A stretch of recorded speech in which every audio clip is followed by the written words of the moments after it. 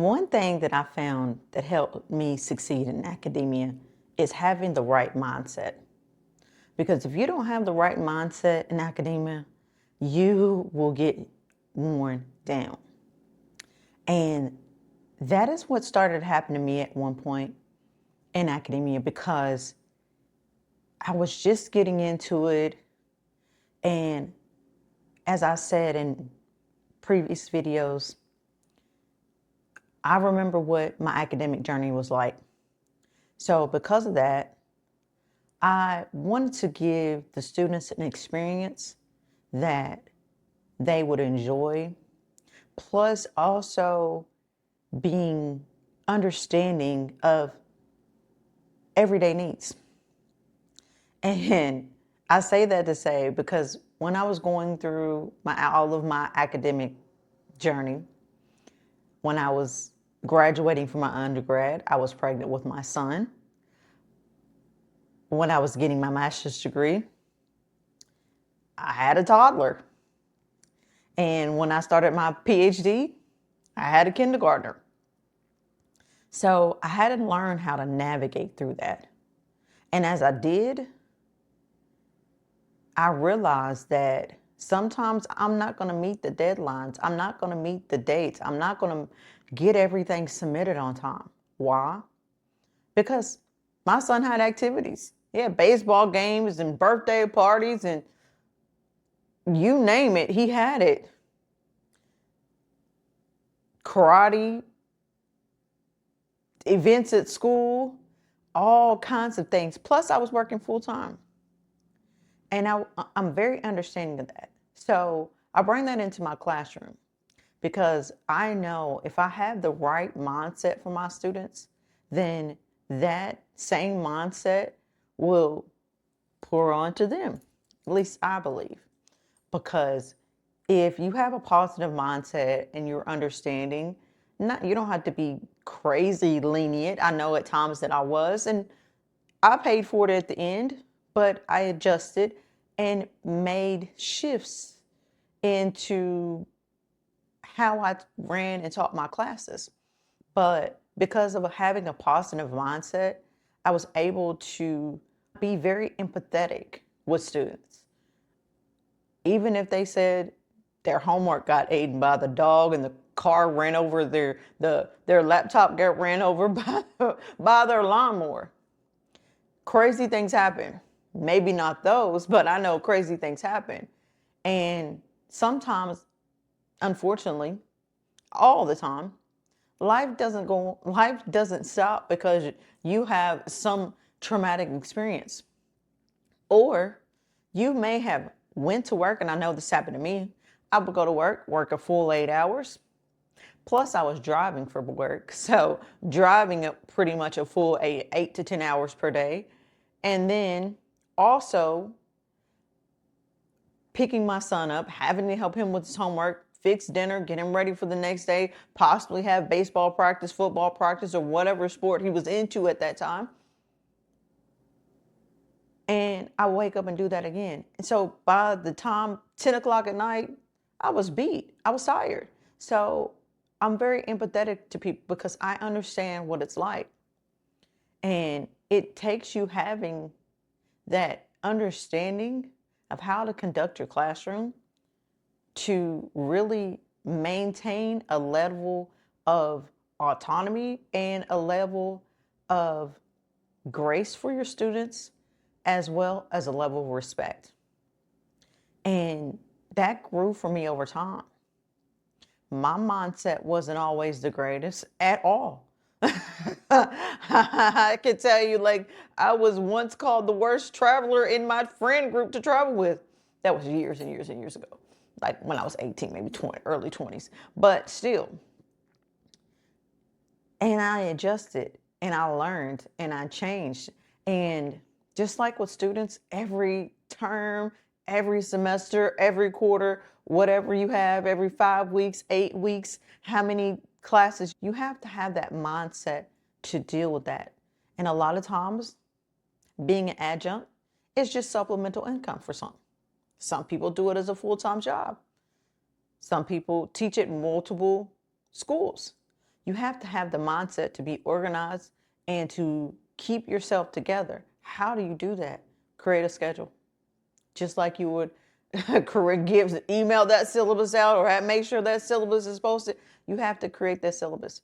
But you also have to work on yourself. You have to understand, what is it that I experienced that I wish people would have given me grace for when I went to school? What is it that I feel like I can be more understanding about? Yeah, do some students tell you some crazy stuff? Yes, of course. Some people have an issue with telling you really what's going on, and that's okay. The key is to be empathetic. And how did I do that? I went through decades of meditation, healing, and working on myself to really realize that it's not that serious. I am losing sleep over something that is not even related to me. So I had to stop. And when I stopped, I don't give it all away, but I'm very understanding as a professor, because you have to be. You never know what is going on in someone's life. Just because your sky is not falling doesn't mean their sky is not falling.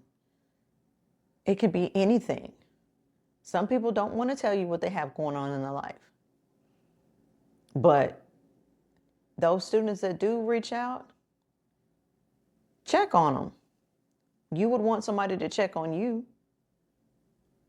So with that being said, that was key to me. It took time for me to adjust, to think back through what I experienced. I know during my academic career, I went through a divorce. My father had prostate cancer, colon cancer, 2 knee surgeries, all of that. But I didn't tell anybody. I held it in. Why? Because I didn't think anybody else would care. I didn't think anybody would make an exception for me. Was I wrong? Maybe, I don't know, because I never asked. But for those students that do ask, be willing to shift a little bit, make some changes. Be willing to be open and understanding, and take the time to get to know your students. So that way they feel like you're a person that if the semester's over, I can just reach out to you and say, hey, I know one of the greatest things that I received from a student, one time I was totally not expecting. It was the first time I ever received it. But one of my students texted me Merry Christmas. She said, Merry Christmas, Dr. Hayden. And that brought the biggest smile to my face. I don't know why, but that just let me know. And the class was over. But that let me know that I made an impact in that student's life. And that at Christmas, that student was still thinking about me, still thinking about the impact that I made. So with that being said, create those quotes, create those things, tell those stories about what you experienced, because that lets people know that you're real. That lets people know that you care, that you're empathetic, that their journey doesn't have to be difficult. That's what it's about. It doesn't have to be difficult. It's what you make it. It's how you show up. How you show up and how you conduct yourself is how the class will run for the semester, the term, the weeks. It's all about how you show up. If you show up with a negative attitude, people are going to feel that, because not everybody likes someone when they're tough. Some people are looking for that person to just listen to their concerns and to hear their journey. I've heard some great stories from some amazing students, and I enjoy every single second of it, because of that, I know how important having a positive mindset is. So take the time to get to know your students, work on your mindset first, figure out where your blocks are, what's holding you back, what's stopping you, and show up. Be that student, that instructor, professor that cares. Be that person that they can think about on a random holiday weekend or random holiday, and they just say, Merry Christmas, because that's what made me smile. Because I had moved on. Class was probably in June, and maybe they were going through their list, but it was enough for them to save my phone number in their phone and send that message. And it was rewarding. So find you that student, or be that instructor, professor that shows up for your students, that shows that you've worked on yourself and that you care about them. I'm not saying give it away, everything away, but show up and be that person that cares, because that is what goes a long way. And that's what makes people keep coming back